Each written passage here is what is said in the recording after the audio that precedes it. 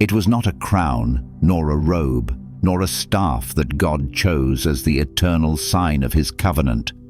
It was something far more personal, far more irreversible, cut into the very flesh of those who belonged to him.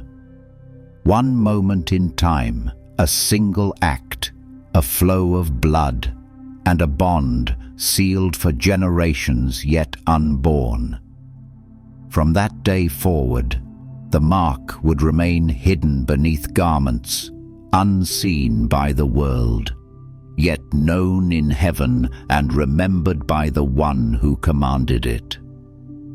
This was not a symbol carved in stone that could be defaced, nor a banner that could be torn down in battle. It was a mark that no enemy could strip away and no passing age could erase. Why would the Creator of the heavens and the earth, who holds galaxies in his hands, command such a tangible physical act as the sign of his promise? Why not choose a prayer, a song, a sacred word passed from father to son instead? He chose blood, and he chose the body. In that choice lies a mystery that has troubled thinkers for millennia, the joining of divine promise with human flesh, as if God himself stitched the two together with a thread of living blood. For those who bore it, this mark was more than a ritual, it was a declaration.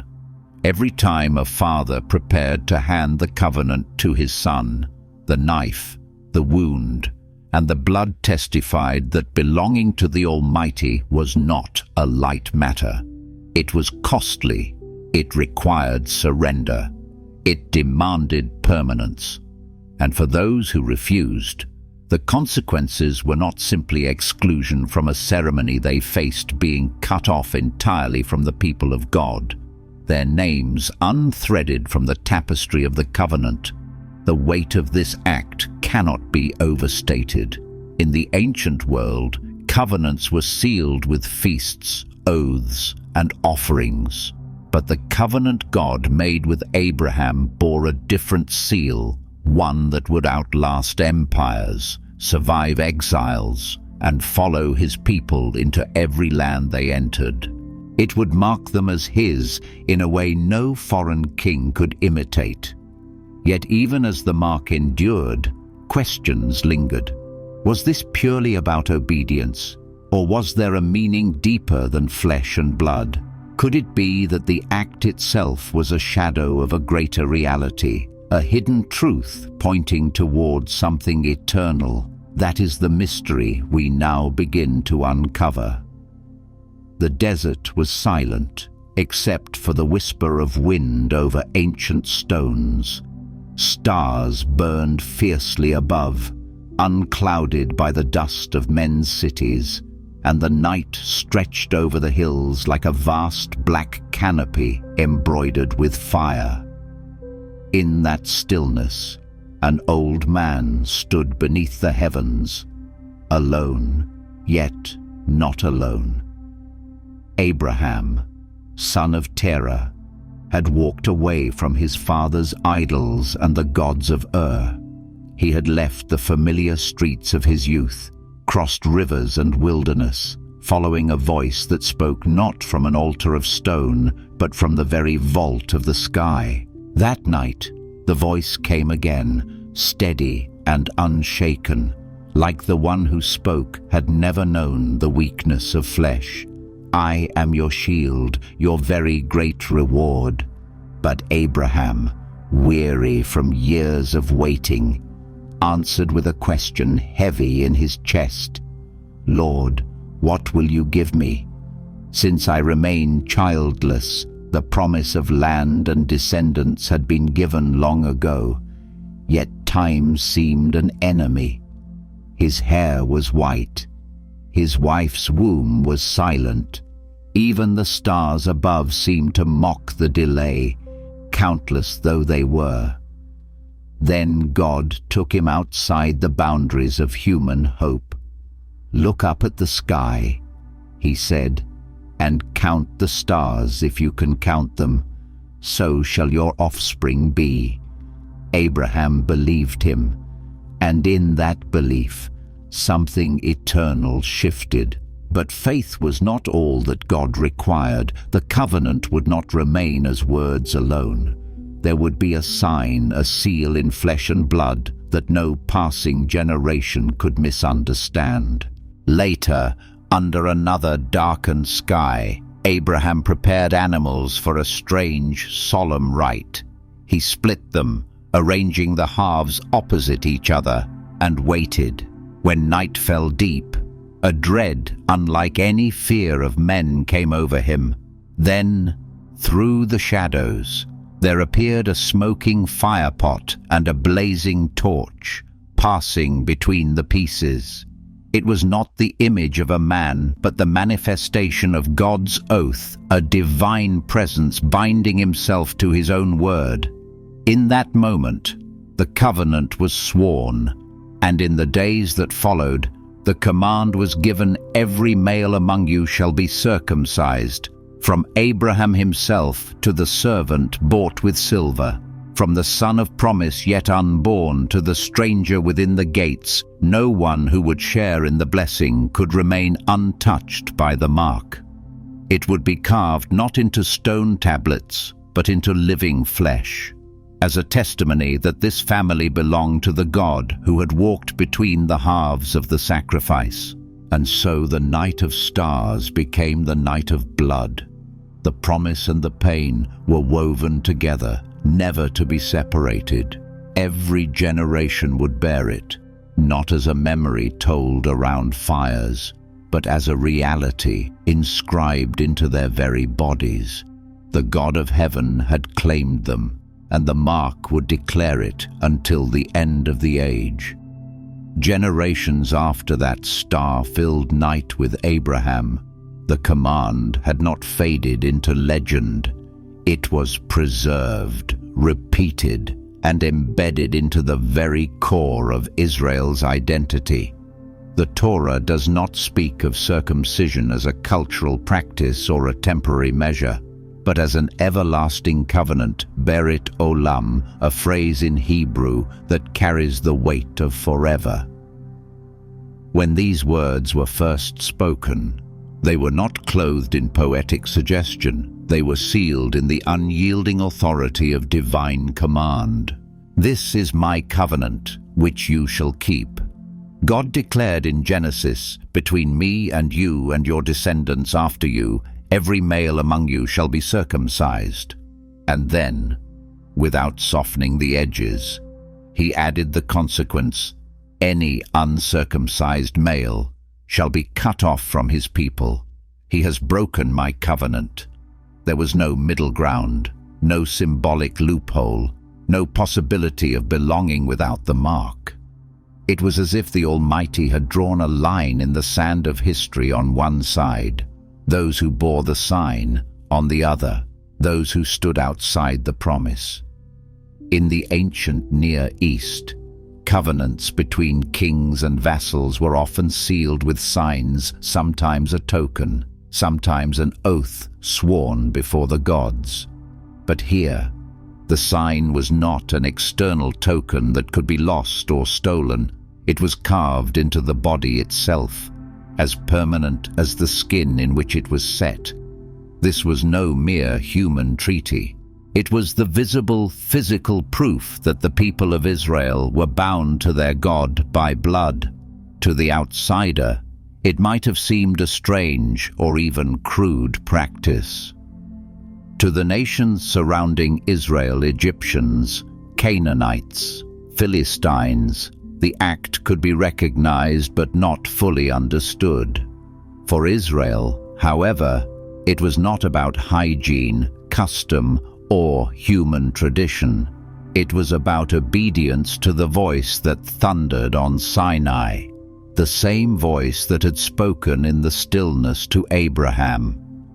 The Torah treats this law not as an archaic remnant of a primitive age, but as a living commandment that stretches across centuries. It is woven into the law of Moses, reinforced in Leviticus, recalled in Joshua when Israel renewed its covenant before entering the land. At every juncture where identity was at stake, when the nation stood on the brink of promise or peril, this command returned as a reminder: you are not your own. You are a covenant people. Yet even as it stood unyielding, questions began to grow at the edges of Israel's story. If the covenant was eternal, could it ever be transformed? Was the act itself the ultimate expression of belonging, or was it pointing to something greater, something yet unseen? These questions would find echoes in other writings, whispers of a deeper layer to the law, and a voice not from Sinai, but from the pages of a hidden book, the Book of Jubilees. Long after Moses had ascended Mount Sinai and received the Torah, another account emerged, hidden for centuries from most of the world, a record said to have been dictated not merely by human memory, but by a heavenly messenger. The Book of Jubilees does not speak as a historian who pieces together fragments of the past. It speaks as a witness who stood in the courts of heaven, who heard the decrees of the Most High, and wrote them into the fabric of time itself. In its pages, the covenant of circumcision is not simply recounted, it is elevated, framed as a law that existed before Sinai and would outlast the turning of ages. According to Jubilees, the command was delivered to Abraham not only as a personal sign, but as an ordinance written on the heavenly tablets. These were no ordinary records. Jubilees insists that they are the eternal archives of God's decrees, where nothing fades and nothing is altered. What is inscribed there is binding not just for Israel, but for all generations that would ever come under the covenant's shadow. The narrative sharpens the picture given in the Torah. In Genesis, the command is direct and unyielding. In Jubilees, it is surrounded by celestial gravity. The angel speaking to Moses reminds him that circumcision is ordained and written in the heavenly tablets as a law that will never be revoked. It is not merely a cultural identity marker. It is a spiritual contract sealed in two realms at once, the earthly and the divine. Jubilees also extends the command beyond the immediate descendants of Abraham. Every man in the household, native-born or foreign servant, is to bear the sign, and the timeline is precise. On the 8th day, no sooner and no later, the flesh is to be cut, the blood to be shed. The emphasis on exact timing is more than medical, it is symbolic, aligning the act with the divine order woven into creation itself. Just as the 7th day is hallowed in the Sabbath, the 8th day is sanctified for the sealing of the covenant in blood. What emerges from the text is the image of an angelic scribe, carefully recording the names of those who have received the mark, and striking from the register those who refuse it. The law is not suspended by the rise and fall of kingdoms. It is held in the unchanging vault of heaven. This is the voice of Jubilees, unyielding, solemn, and absolute, reminding the reader that the covenant was never a human invention. It was decreed before time began, etched into the cosmic calendar, and entrusted to mankind through the trembling hands of Abraham. The question, then, is not whether circumcision is important, but whether we truly understand what it signifies. If the Torah roots it in God's promise and the Book of Jubilees anchors it in eternity, then this is more than a tradition. It is a living testimony that heaven and earth are bound together by blood. In the Book of Jubilees, the command of circumcision does not come to Abraham as a private whisper in the night, nor as a law handed down solely through the voice of God. It is conveyed through the presence of an angel, an otherworldly messenger who stands between the throne of the Almighty and the dust of men. The scene is not of a mortal scribe scratching ink onto parchment, but of a celestial herald delivering a decree already written into the architecture of creation. The angel's role is not simply to inform, he is a witness. In the ancient world, a covenant required testimony, someone to attest that the agreement had been established and the terms accepted.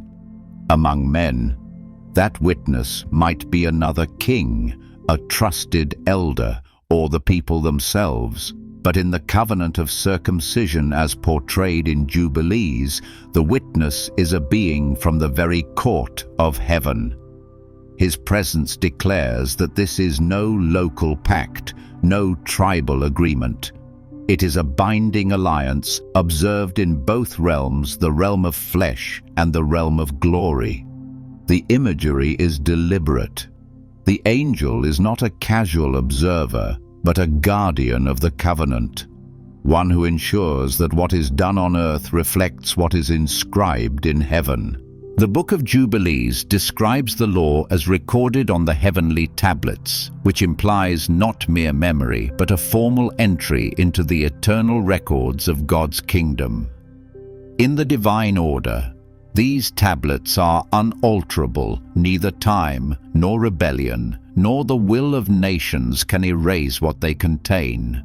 This angelic witness also serves as a constant reminder of the covenant's accountability. Every 8th day when the blade is set to the flesh, it is as though heaven itself leans in to observe. The act is carried out in the sight of God, recorded by his messengers, and stored in the cosmic archive. It is not only the child who bears the mark, the family, the household, and even the community are bound together in the gaze of the covenant's guardian. Such imagery transforms the ritual from a private family matter into a cosmic event. When a newborn boy is circumcised, the moment is not hidden from the eyes of heaven. It is celebrated as the fulfillment of a decree that stretches back to Abraham and forward to the end of days.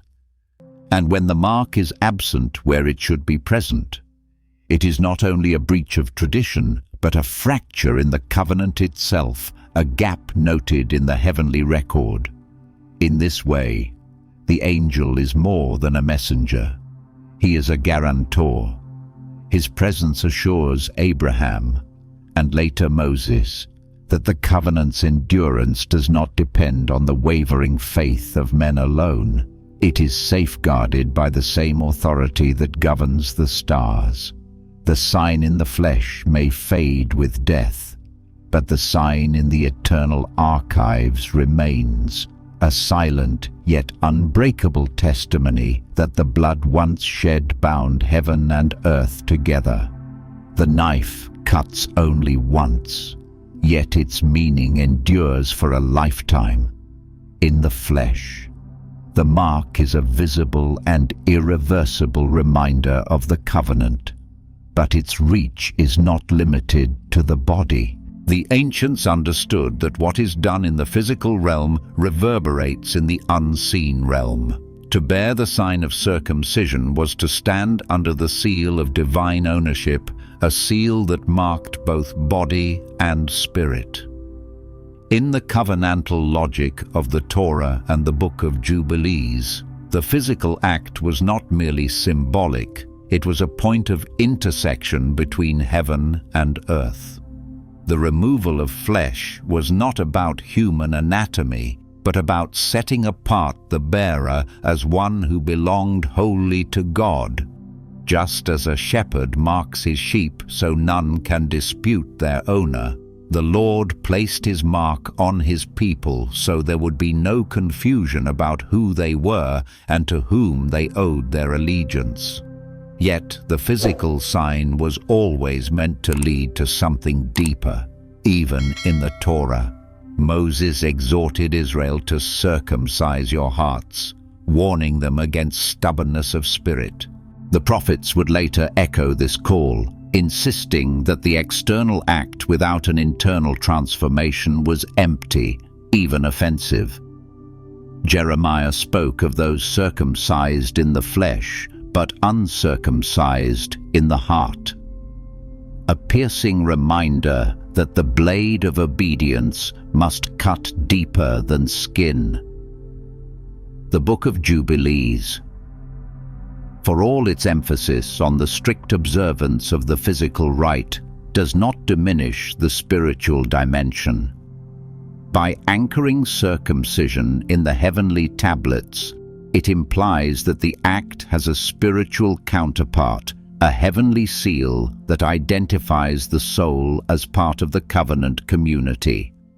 In this way, the physical and spiritual are not competing truths, but mirrored realities. This dual nature of the sign also explains its enduring power. A man might bear the mark in his flesh, yet live as though he were not part of the covenant.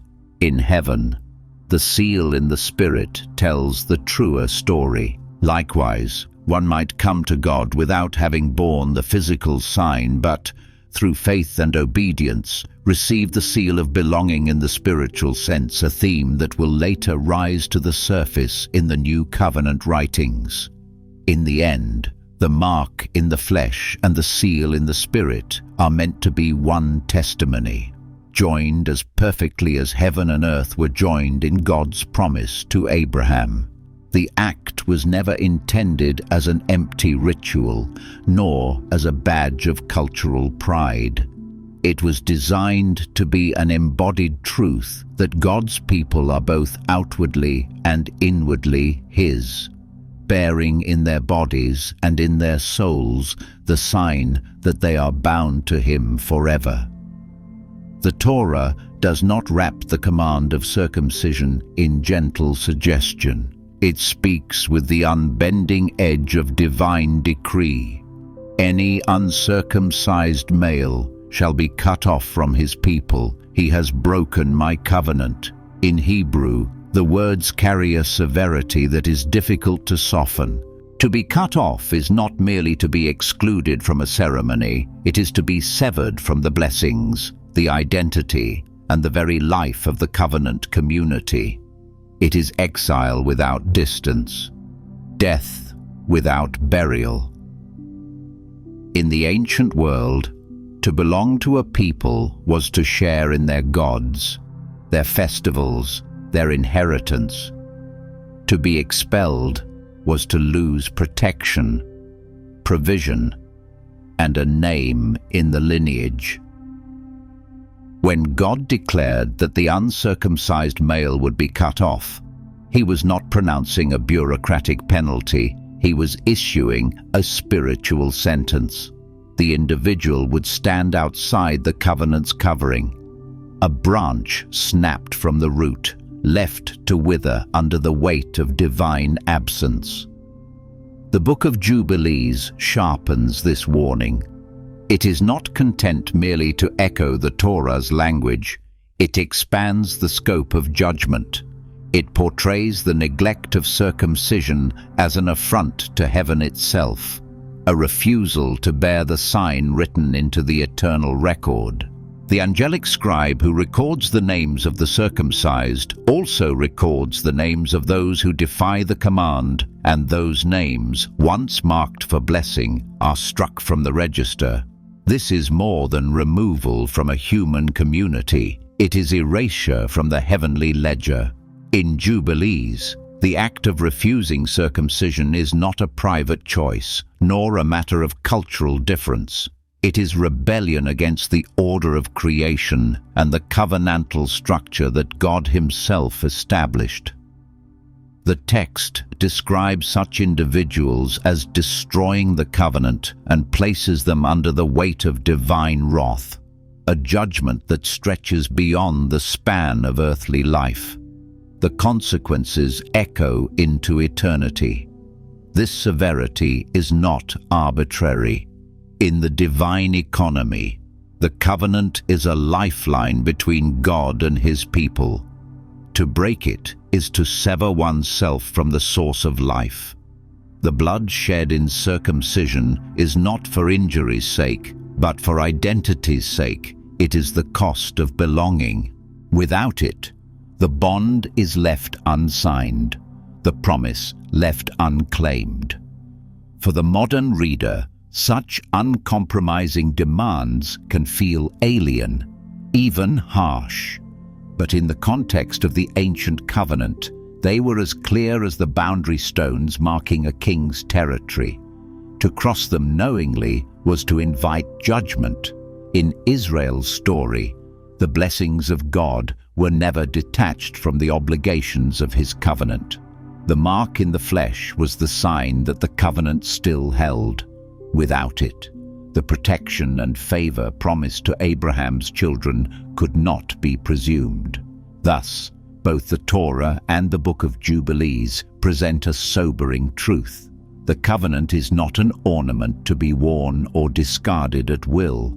It is a bond sealed in blood, and to break it is to stand alone before the God who offered it.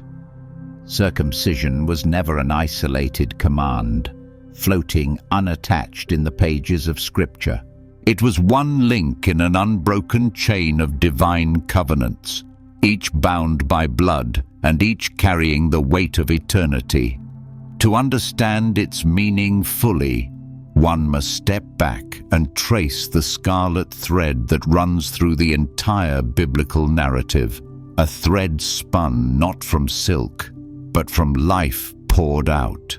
Before Abraham ever took the knife to his own flesh, there had been another covenant sealed with blood.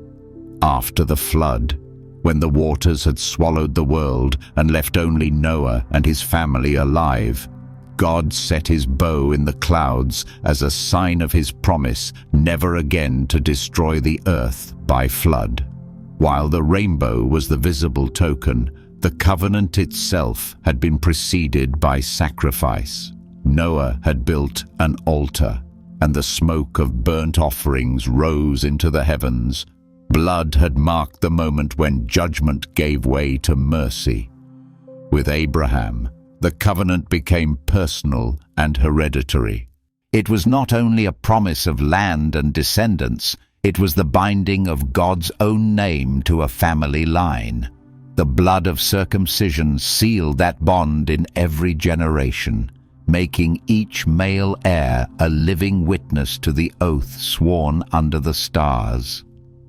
Here, the covenantal blood was not from an animal offered on an altar, but from the flesh of the one who would receive the promise.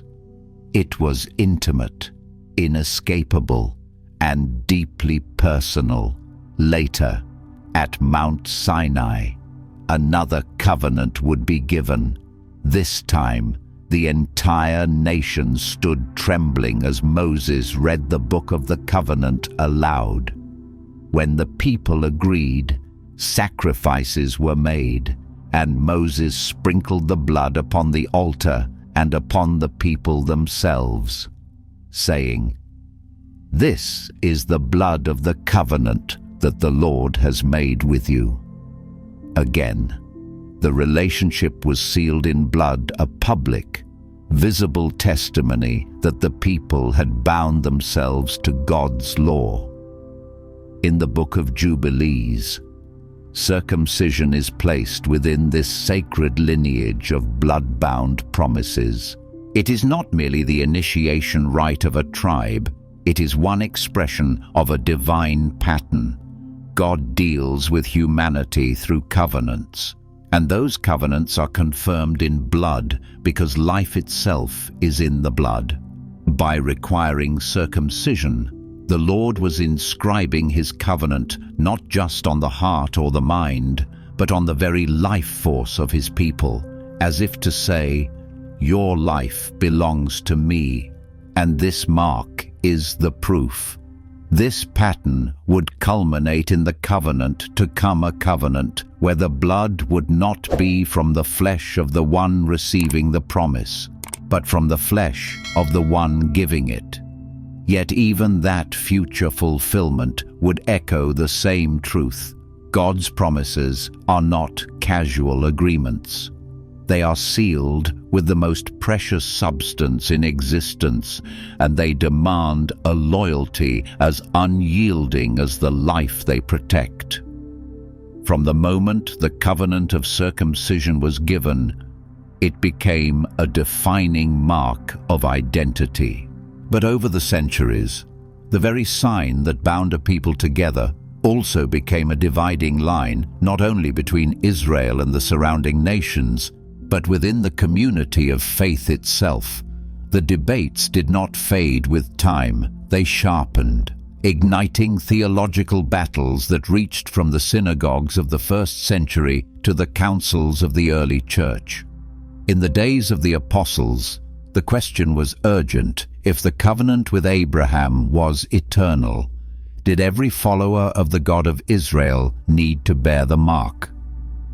When Gentiles began to turn to the faith through the preaching of the gospel, they came with open hearts, but without the sign in their flesh. For some in Jerusalem, this was unthinkable. How could one claim the blessings of the covenant without accepting its seal to them? Faith without circumcision was like joining a kingdom without swearing the oath of loyalty. The dispute reached a boiling point in the council recorded in the Book of Acts. Pharisees who had believed in the Messiah insisted, "It is necessary to circumcise them and to command them to keep the law of Moses." Others, led by Peter and James, argued that God had already accepted these uncircumcised believers by giving them the Holy Spirit. The council's decision that Gentile converts were not bound to the physical rite was monumental, yet it did not erase the centuries-old weight of the command. For many, the tension between the old and the new remained unresolved. The Apostle Paul took the debate further, declaring in his letters that circumcision is nothing and uncircumcision is nothing. Keeping God's commandments is what counts, and that true circumcision was of the heart, by the Spirit. Yet he himself circumcised Timothy, whose mother was Jewish, to avoid offending the Jewish communities they sought to reach. His actions reveal the complexity of the issue. The physical sign was no longer required for salvation, yet it still carried cultural, historical, and relational significance too deep to dismiss lightly. The Book of Jubilees, if read alongside these early Christian writings, would stand in sharp contrast. Its angelic decree left no room for reinterpretation. The law was eternal, the mark indispensable. In the view of Jubilees, to abandon the practice was to break with the heavenly order itself, a position that would make the apostolic leniency seem like a dangerous compromise. This clash between eternal command and new covenant freedom created ripples that never fully subsided. Across the ages, Jewish communities have guarded the practice with solemnity, seeing it as the unbroken link to Abraham's promise. Meanwhile, Christian tradition, for the most part, has spiritualized the concept, focusing on the inward transformation rather than the outward mark. And yet, the original question still lingers in the shadows. If God once commanded a sign to be everlasting, on what grounds can it be set aside? It is a question that refuses to die, because it touches the heart of how we understand covenant itself, whether it is unchanging in every detail, or whether its form can shift while its essence remains the same. Though centuries have passed, the mark of the covenant continues to speak. For some, it speaks in the language of tradition, a thread woven into the fabric of family identity, connecting fathers and sons across generations. For others, it whispers in the deeper tones of theology, pointing beyond the flesh to the unchanging truth of God's claim over His people. In either case, its meaning refuses to dissolve into the dust of history. The enduring power of circumcision lies in what it represents rather than in the act itself. It is a visible testimony that belonging to God is not an abstract concept. It is something that demands the surrender of self, the giving up of one's own body to bear the sign of allegiance. This is why the Torah calls it a sign of the covenant, not a mere custom. The mark was a boundary between those who were bound to the promises of God and those who were not. And that boundary was not painted in ink, but carved in life. Yet the symbolism reaches beyond any physical line. The prophets' men like Moses, Jeremiah, and Ezekiel began to press this truth deeper, calling for the circumcision of the heart. They understood that the external sign, while divinely commanded, was always meant to mirror an internal reality. Without that inner transformation, the outward mark risked becoming an empty token, a badge worn without the life it proclaimed. This is why, even in the New Testament era, Paul could speak of a circumcision not performed by human hands. He was pointing to a greater fulfillment, where the essence of the sign, the setting apart of a people for God, would be accomplished by the Spirit in the hidden chambers of the heart. Yet this spiritual fulfillment does not erase the ancient sign. Instead, it amplifies its original message. It declares that God's covenant is not confined to skin, blood, or genealogy, but reaches into the soul. In the Book of Jubilees, the timelessness of the mark is secured by its inscription on the heavenly tablets. In the prophetic writings, its timelessness is secured by its moral and spiritual meaning. Both agree on one central truth: the covenant is meant to be permanent, and the sign, whether on the body or in the heart, remains a living declaration of divine ownership. Thus, the meaning of the mark survives the passing of empires and the shifting of religious boundaries. Whether it is kept in the flesh by the descendants of Abraham or in the spirit by those grafted into the promise, it continues to testify to a God who binds himself to his people with bonds that neither time nor death can sever. From the moment Abraham obeyed the divine command, circumcision became more than a personal sign. It became the passport of the covenant community. It was the invisible badge of citizenship in a kingdom not marked on earthly maps. To bear the mark was to carry, in one's own flesh, the undeniable proof that one belonged to the people of God. And to lack it was to stand outside the covenant gates, no matter one's admiration for the laws or affection for the people. In the ancient world, identity was inseparable from community, and community was inseparable from covenant.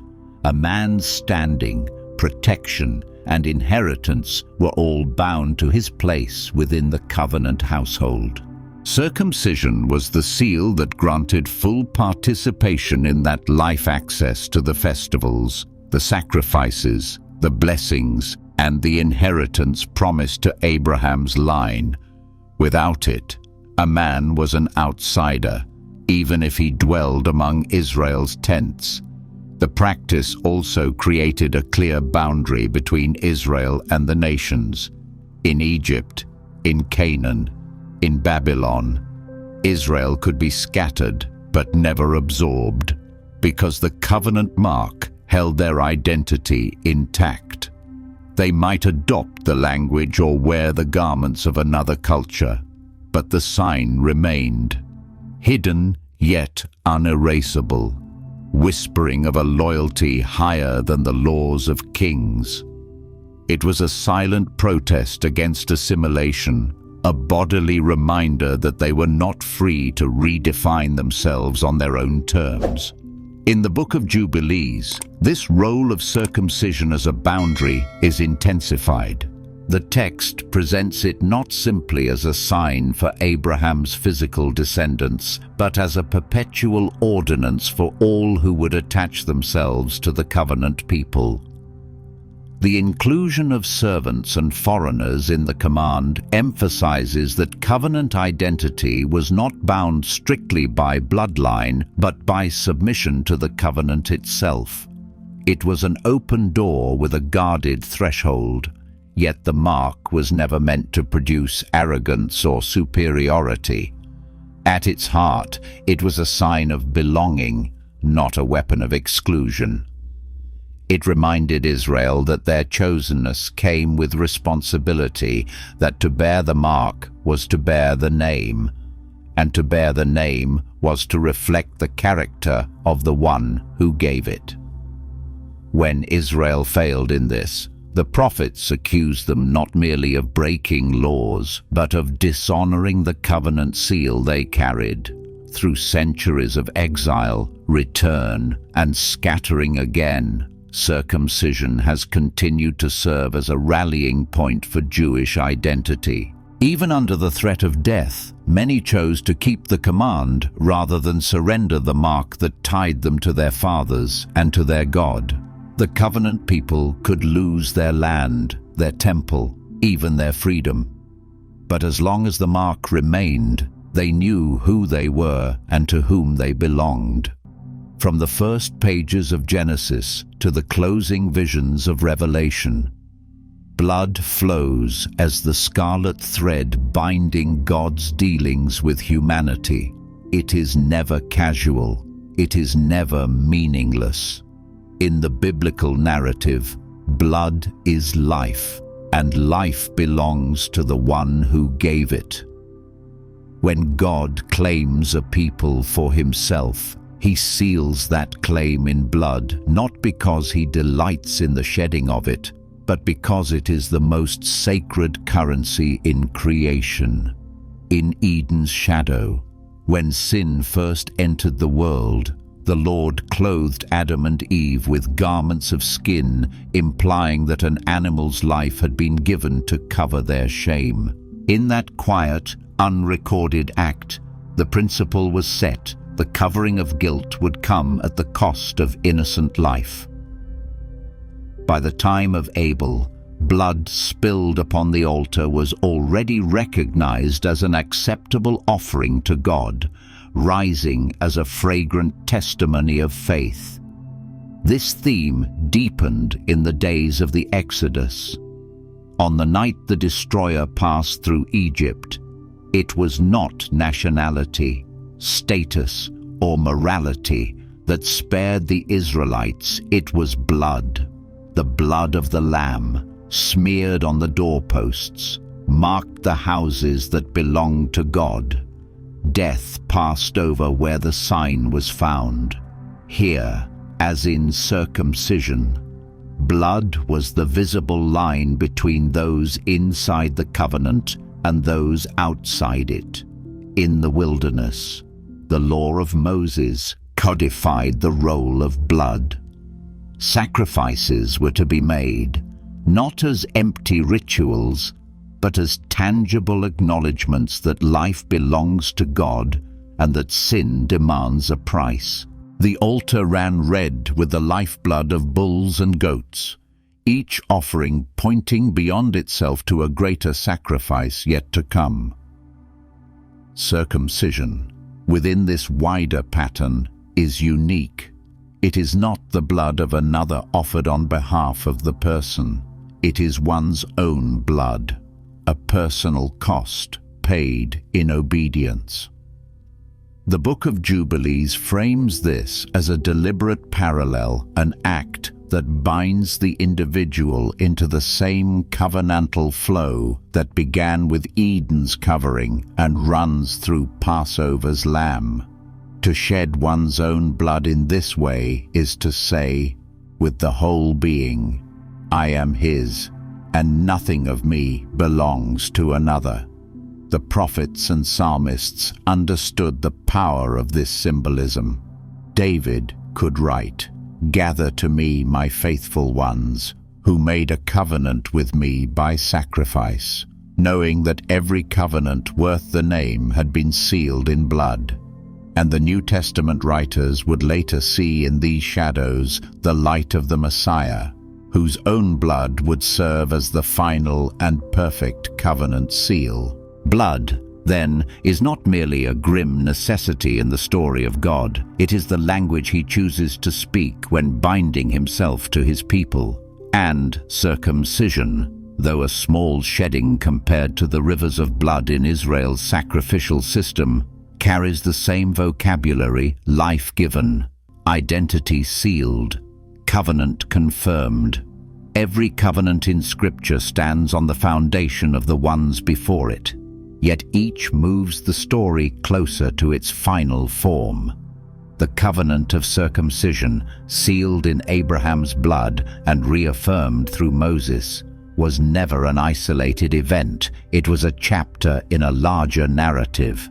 That narrative finds its turning point in the promise of a new covenant, foretold by the prophets and fulfilled in the Messiah. Through Jeremiah, God spoke words that would echo through the centuries. The days are coming when I will make a new covenant with the house of Israel and the house of Judah. I will put my law within them, and I will write it on their hearts. The shift is profound. The law, once carved into stone and marked on flesh, would now be inscribed directly into the inner life of the believer. The sign would not be carried only in the body, but would shine through the transformed spirit. This was not a rejection of the old covenant, but its fulfillment. The same God who had commanded Abraham to bear the mark in his flesh was now offering a deeper work circumcision of the heart, not by human hands, but by the Spirit of God. The New Testament writers saw this as the truest expression of what the physical sign had always pointed toward: a people wholly set apart, inwardly devoted, carrying the seal of belonging in the hidden places of the soul. In the life and death of Jesus, the pattern of blood-sealed covenants reached its climax.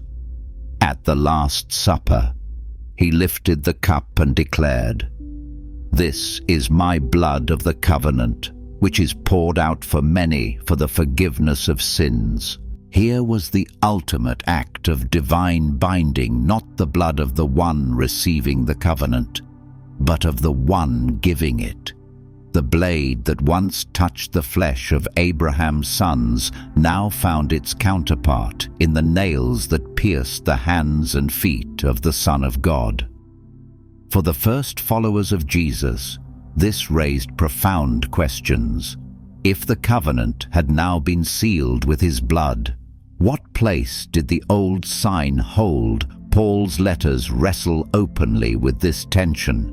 While affirming the eternal promises to Abraham, he insists that the true heirs are those who share his faith, not merely his physical mark. The covenant community was expanding, not shrinking, welcoming Jew and Gentile alike, bound together not by a scar in the flesh, but by a shared redemption in the Messiah. And yet, the shadow of the old covenant did not vanish. In the Book of Jubilees, the command to circumcise remains eternal, written into the heavenly record. This creates a tension that still challenges interpreters today. If God inscribed a law as everlasting, how can it be transcended without being broken? The answer may lie not in abolishing the old sign, but in seeing it as one layer of a greater design, a design in which the new covenant absorbs, fulfills, and magnifies the meaning of every covenant that came before. The blade of Abraham's obedience and the cross of Christ's sacrifice are not at war, they are points on the same line, leading from promise to fulfillment. And in that fulfillment, the covenant sign moves from skin to spirit, from the visible to the eternal. The story of Israel is, in many ways, the story of the covenant sign honored in some generations, neglected in others, and often serving as a barometer for the nation's faithfulness. When the people remembered the mark and what it represented, they stood in alignment with God's promises. When they ignored it, their identity weakened, and judgment followed. One of the earliest warnings came in the wilderness, when Moses himself was confronted by the seriousness of the command. On the journey back to Egypt, the Lord sought to put him to death until his wife Zipporah circumcised their son, touching the blood to Moses' feet and declaring, "Surely you are a bridegroom of blood to me." The scene is abrupt and mysterious, but its message is unmistakable. No one, not even the leader chosen to deliver Israel, could set aside the covenant sign without consequence. Generations later, the mark became a dividing line in moments of national renewal. Before Israel could enter the Promised Land under Joshua, every male who had been born during the wilderness years was circumcised at Gilgal. The neglect of the rite during their wandering had to be corrected before they could claim the inheritance promised to their fathers. The act was not a mere formality, it was a restoration of the covenant relationship, a physical re-entry into the promises of God. But history also records times when Israel allowed the mark to lose its meaning. During periods of compromise and assimilation, the sign was treated as a cultural artifact rather than a sacred seal. The prophets cried out against this hypocrisy, warning that to bear the sign in the flesh while living in rebellion was worse than not bearing it at all. Jeremiah's rebuke was sharp. All the house of Israel are uncircumcised in heart. The mark was still there, but the covenant it represented had been trampled underfoot. The stakes rose higher under foreign oppression. In the days of the Maccabees, the Seleucid king Antiochus Epiphanes outlawed circumcision, making it a capital offense. Mothers who circumcised their sons were executed, their children killed. Yet many chose death over abandoning the covenant sign, proving that the mark still held power worth dying for. It was not simply a matter of ritual, it was a declaration of loyalty to the God of Abraham in defiance of earthly kings. The Book of Jubilees would see such faithfulness as the highest honor. In its vision, the covenant written on the heavenly tablets is immutable. Those who preserve it under threat are not merely resisting tyranny, they are aligning themselves with the eternal order of God's kingdom. Conversely, those who abandon it are not only betraying their heritage, but erasing themselves from the heavenly record. Israel's history thus becomes a mirror for every generation. The mark of the covenant is more than a relic of the past, it is a test of allegiance, a reminder that divine promises demand human faithfulness. Whether the sign is in the flesh, the heart, or both, the lesson remains: to belong to God is to carry his seal with reverence, and to neglect it is to invite the slow erosion of identity until even the memory of who you are fades away. We have walked through the ancient sands with Abraham, stood beneath the thundering sky of Sinai, listened to the angelic witness in the Book of Jubilees, and traced the crimson line of covenant through Israel's history. We have seen how the mark in the flesh bound generations to the God who chose them, and how its meaning has been challenged, defended, and reinterpreted through the ages. But now the story turns, and it turns toward us. If the covenant of circumcision was called everlasting, what does that mean in an age where the sign is no longer universally required among those who claim the God of Abraham as their own?